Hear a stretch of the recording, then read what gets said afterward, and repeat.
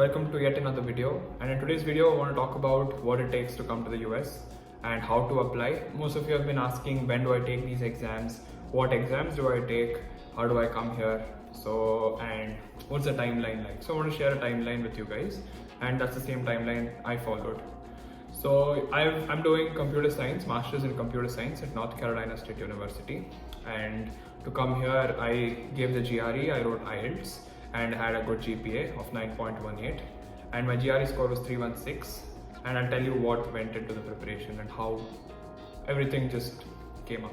So basically there are two terms, one is the fall term and one is the spring term. The fall term is the one that starts in August and spring term starts in Jan. So if you're targeting the fall semester next year, that is fall 23, you got to start preparing for your applications right now.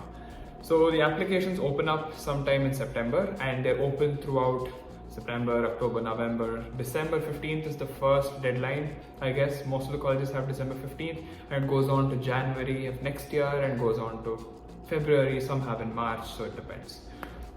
So you always have to choose your universities wisely. So take 1 week of time, see all the universities, see their programs, see if you fit into that, they fit into your criteria of what you want to study. Check that out and then prepare for your GRE. And now coming to the GRE, you can take the GRE a number of times, I guess, if I'm not wrong, but there is, I think, a 21-day gap that you have to give between two attempts of the exam, if I'm not wrong. I just have to check that up. But so for the GRE, what you have to do is take 2 months of time. 45 days is recommended, but take 2 months of time, prepare for the exam. It has two sections, that is the quants and the verbal section, along with a writing section, the AWA. So you got to prepare for that too. So what did I do? I started preparing for GRE last year in August. I was a bit late, I would say, because I had my college exams, and I took 2 weeks of time to prepare, which was pretty less, and I ended up with a score of 316. So I suggest take 2 months of time, prepare for it, and a 320 score should be a very good score for most of the programs in the world. So that might be your target.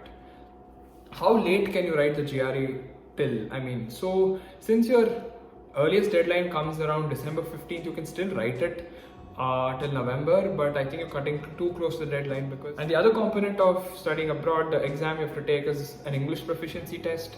You can either take IELTS or you can take TOEFL. I took IELTS because I personally felt that IELTS was easier. So for IELTS, you graded out of a band 9. I got a band 8.5 in IELTS. IELTS was a pretty simple exam. When you prepare for GRE, I don't think you additionally need to prepare for IELTS. You just have to give some mock tests and just understand the pattern. So I would suggest 1 week of time is more than enough for IELTS. For TOEFL also, I heard from my friends that they took 1 week's time to prepare to get a good score of 110 out of 120.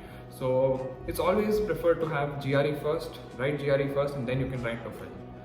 So one more thing, IELTS in Bangalore, I gave my test in Bangalore. I noticed that slots were all full in September, and I was pretty late to book my slots. So keep an eye out for the slots and book your IELTS slots whenever you can. And IELTS also you can write until October end, so that you get a good month's time to get your application material together. So apart from the GRE and IELTS, there are other materials that go into your application. Before that, what resources did I use for GRE? I bought the Magoosh course, and there's a Magoosh GRE course, and I bought that. I think that's the best because they have a large question bank and you can prepare from that, and they have hard, very hard, easy, and all kind of questions, and you can get good practice doing that. People also followed the Manhattan 5LB book, that was good too, and you can also try out, and it's mandatory, not mandatory, but it's better, it's recommended to follow the ETS standard book. ETS are the test makers of GRE, and they give you out 3 books. That's on Amazon, you can just buy it, and that'll be very helpful. So once that's done, how do you decide which college do you go to? That again depends on your research. You have to research, you have to spend time going through the courses offered in each university, going through past scores, accepted scores. They would give you that usually a student admitted to our course would have a GRE score of. So that's what North Carolina State, I saw on Google that 320 was a score usually they would prefer, but I didn't get a 320, but my GPA was good, so they admitted me, and I had other internships, a research paper. So that's what it doesn't. Your grades always doesn't matter, but it does play a huge part. So overall, so when you're getting admitted to the US, they not only see your grades, they see you as an overall person, how much you've contributed, how much value you add, and what work you've done. So it's not about grades. It may be research, it may be internship experience, everything counts. Just give it your best. Okay, so next thing is your SOP. When should I finish the SOP? I would say you need a good month's time to write your SOP. That is because that is what defines you. Why do you want to apply to the college is why you're writing that SOP. So SOP, statement of purpose. So you have to write that. That has to convey everything as to why you want that degree and why you're the best fit for the university and how they can help you in your career goals. So I suggest you take 1 month's time to write the SOP, make many iterations, go through, proofread, ask your friends to read it, ask your family members to read it, let them give feedback, iterate, change, make changes, and then when you arrive at your final piece, that's go time. You have to get it right by December and give it your best. So next one is letter of recommendations. Most colleges expect you to have 3 letters of recommendation. It can be from your professor, it can also be from your manager if you've worked. So that again depends. If you're working for more than 2 years, it's recommended that you get 2 referrals from 2 letters from your manager and 1 from your teacher. But if you're right off undergrad, it's better to get 3 from your teachers, or 2 from your teachers and 1 from your internship manager.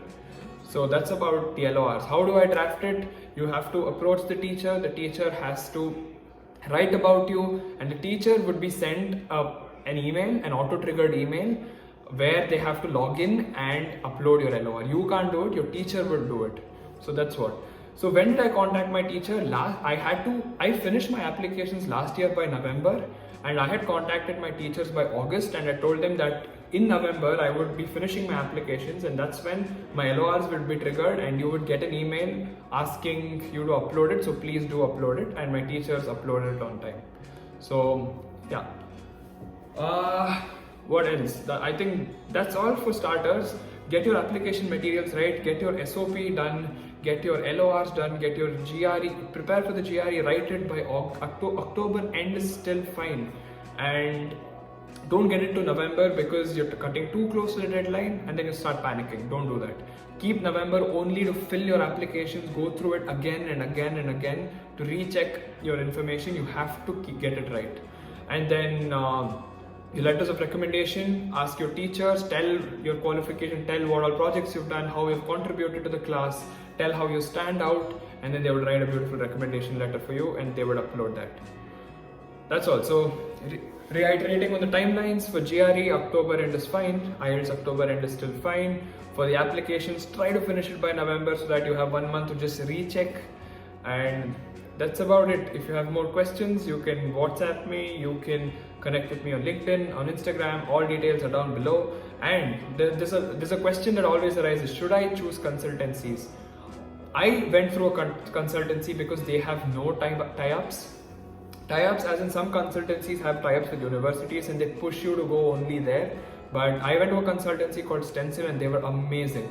They proofread my SOPs, they gave me changes to make and they helped me with the changes. They went through my resume and they helped me with my letters of recommendation. They helped me apply, they helped me with the visa interview, and it was an amazing experience. I would attach the link below. If you want to check them out, go talk to them. They're pretty good. So I think that's enough information to kickstart. All the best.